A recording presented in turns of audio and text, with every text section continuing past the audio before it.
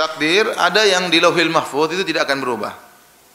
Dan ada takdir yang dicatat oleh malaikat di Suhufil Malaika, dicatat oleh malaikat. Yang dicatat di malaikat itulah yang bisa berubah, yang bisa berubah. Yang proses perubahan juga dalam catatan malaikat tersebut itu semua sudah tercatat di Lauhil Mahfuz. Begini gambarannya. Jadi yang tidak ada yang tahu isi Lauhil Mahfuz. Yang tahu isi Lauhil Mahfuz cuma siapa? Allah Subhanahu wa taala. Malaikat tidak tahu, para anbiya juga tidak tahu. Tetapi Allah menyuruh malaikat mencatat. Tadi misalnya, wahai malaikat catatlah 4 perkara dari janin tersebut. Catat ajalnya, berapa umurnya, catat rezekinya, berapa rezekinya, bagaimana amalnya di surga atau di neraka. Malaikat catat. Setelah itu janin ini setelah menjadi besar, ternyata di umur 20 tahun dia rajin menyambung silaturahmi. Berbakti kepada orang tuanya, dia sering mengunjungi paman dan bibinya, dia sering memberi hadiah pada ponakan-ponakannya, dia sering menjenguk atau mengunjungi kakak dan adiknya, dia sering bantu kakak dan adiknya. Karena dia sering menyambung silaturahmi, Allah perintah kepada malaikat, wahai malaikat rubah catatan kemarin. Ya. Sekarang kemarin kau catat umurnya 60, sekarang jadi 87 ya. Bonus berapa? 27. Ini misalnya. Kemarin kau catat hartanya total 3 miliar, sekarang jadi 30 miliar. Dan ini benar-benar mengalami perubahan. Lihat saya sebutkan dalilnya pada halaman 171 dalam surat Ar-Ra'd ayat 39. Kata Allah, "Yamhullahu ma yasha'u wa yuthbit wa 'indahu ummul kitab." Allah Subhanahu wa taala menghapuskan apa yang Allah kehendaki dan Allah menetapkan apa yang Allah kehendaki, dan di sisinya ada Lauhil Mahfuz yang tidak akan berubah. Nah, yang Allah rubah dan Allah tetapkan itulah kata para ulama di catatan malaikat. Di catatan apa? Malaikat. Dan ini semisal seperti hadis yang masyhur tentang Nabi Adam dan Nabi Daud alaihi wasallam. Waktu Allah mencatat waktu Allah menciptakan Nabi Adam alaihi salam, ya. Kemudian Allah menampakkan keturunan-keturunan anak-anak Adam kepada Nabi Adam alaihi salam. Diperlihatkan, inilah keturunanmu. Sampai akhirnya diperlihatkanlah Nabi Daud alaihissalam di hadapan Nabi Adam. Nabi Adam tertarik dengan Nabi Daud, mungkin gagahnya, mungkin tampannya, mungkin eloknya Nabi Daud. Maka Nabi Adam bertanya kepada malaikat, ini berapa umurnya anak saya ini, Nabi Daud? Dan malaikat umurnya 40 tahun. Kasihan, cepat mati.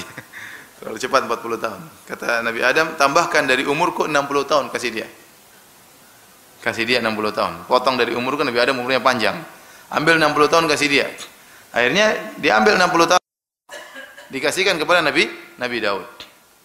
Kemudian Nabi Adam menjalani kehidupannya, dia menyangka umurnya, dia lupa kalau dia pernah menghadiahkan 60 tahunnya kepada siapa?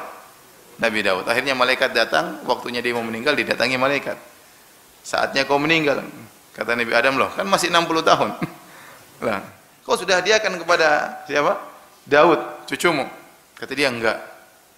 Saya belum pernah menghadiahkannya. Maka Nabi Muhammad SAW waktu meriwayatkan hadis ini dia berkata, "Nasiya Adam wa nasiyat dzurriyyatuhu." Adam lupa, demikian juga anak keturunannya juga pelupa. Padahal dia sudah menghadiahkan 60 tahun kepada siapa? Nabi Daud, ya.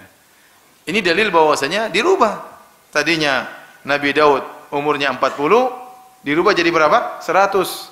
Karena dapat hadiah dari nenek moyangnya. Jadi ada perubahan di catatan malaikat, bukan di Lauhil Mahfuz. Nah, perubahan ini 40 jadi 100, ini sudah tercatat di Lauhil Mahfuz. Paham? Sudah tercatat di Lauhil Mahfuz bahwasanya kesimpulannya umur Nabi Daud 100 tahun. Nah, kesimpulan ini tidak ada yang tahu di Lauhil Mahfuz. Yang tahu hanya siapa? Allah Subhanahu wa taala. Tidak ada yang tahu. Oleh karenanya yang tahu isi Lauhil Mahfuz cuma Allah, adapun para malaikat dan para nabi tidak tahu. Inilah kemudian misalnya hadis la yaruddul qada illa doa, tidak ada yang menolak takdir kecuali doa, tidak ada yang merubah takdir kecuali apa? Doa. Maksudnya catatan malaikat. Seorang kalau berdoa dengan sungguh-sungguh, maka catatan itu bisa berubah. Adapun di Lauhil Mahfuz tidak ada yang tahu. Jadi, saya lebih condong pada pendapat yang kedua, bahwasanya benar-benar terjadi perubahan dan perubahan tersebut terjadi pada catatan apa? Malaikat, ya. Oleh karenanya kalau antum ingin umur panjang, sambung silaturahmi. Antum ingin rezeki lapang, sambung silaturahmi. Dan itu terbukti. Betapa banyak orang diberi kesuksesan oleh Allah Subhanahu wa taala karena dia berbakti kepada kedua orang tuanya. Betapa banyak orang demikian. Bukan karena dia paling cerdas, bukan karena dia paling pandai dalam berdagang, tidak, tapi ternyata dia berbakti kepada kedua orang tuanya. Allah panjangkan umurnya, Allah lapangkan rezekinya. Bisa jadi seorang keluar dari rumahnya, kemudian di catatan malaikat orang ini ketabrak truk di jalan. Namun di pagi hari sebelum dia keluar rumah dia telepon ibunya. Ini silaturahmi atau bukan? Telepon ibu. Mak, gimana kabarnya mak? Sehat mak? Gimana penyakitnya mak? Gimana? Ngobrol-ngobrol, mamanya senang. Terus dia keluar, gara-gara dia menyambung silaturahmi, akhirnya tidak ketabrak truk, akhirnya ketabrak sepeda akhirnya. Allah tambah umurnya. Kenapa? Karena dia menyambung silaturahmi. Bisa jadi dia keluar, dia ingin deal-dealan sama orang. Ada mau dagang, mau jualan. Harusnya tidak jadi deal, akhirnya barangnya tidak laku.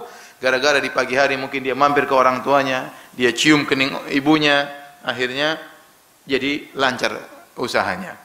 Ya kenapa? Karena dia menyambung silaturahmi.